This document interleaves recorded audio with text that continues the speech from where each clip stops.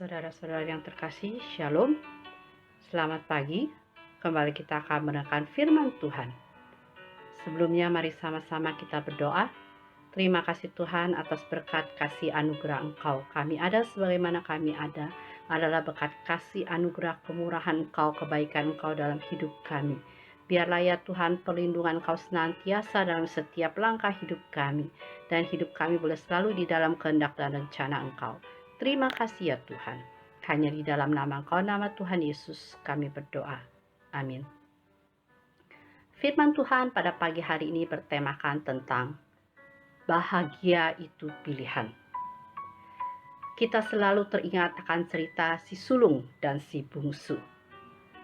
Dan mungkin sering kita dengar. Sebenarnya, si sulung dan si bungsu mempunyai kesamaan. Keduanya tidak puas dengan apa yang mereka dapatkan di rumah bapa mereka. Tetapi kemudian pilihan mereka berbeda. Dan pilihan itu sungguh menentukan.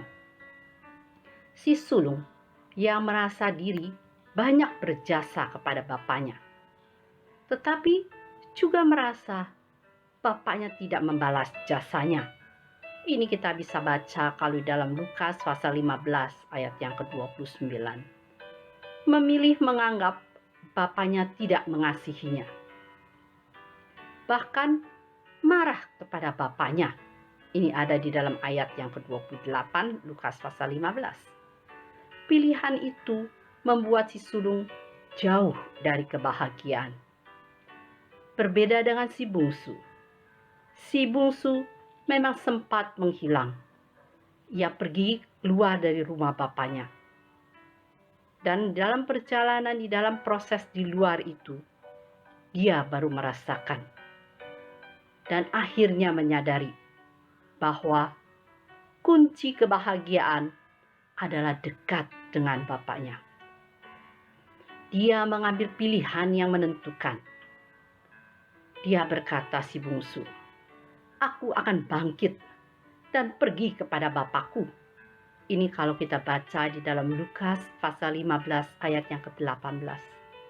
Lalu dia pulang untuk merealisasikan pilihannya itu. Kembali dekat dengan bapaknya. Ini ada di dalam Lukas pasal 15 ayat yang ke-20. Dan sungguh dia menemukan kebahagiaan. Di dalam Lukas pasal 15 ayat 18 dan 20, di mana dikatakan, "Aku akan bangkit dan pergi kepada Bapakku." Lalu bangkitlah ia dan pergi kepada bapaknya. Apakah makna kisah itu bagi kita? Tuhan selalu menyediakan kebahagiaan.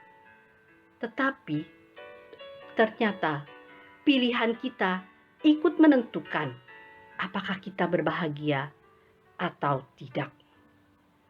Seperti yang tampak pada si sulung, persepsi dan sikap kita terhadap kebahagiaan dan hal-hal yang kita miliki dan kita alami ternyata menentukan apakah kita akan berbahagia atau tidak. Dan seperti yang terlihat pada si bungsu, langkah yang dia ambil sungguh menentukan apakah dia akan berbahagia atau tidak. Seperti kita, langkah yang kita ambil sungguh menentukan apakah kita akan berbahagia atau tidak. Kita berbahagia jika kita memiliki sikap dan langkah yang mengantar kita kepada kebahagiaan. Tetapi kita tidak berbahagia jika kita memiliki sikap dan langkah yang menjauhkan kita sendiri dari kebahagiaan. Demikianlah, berbahagia atau tidak berbahagia adalah soal pilihan.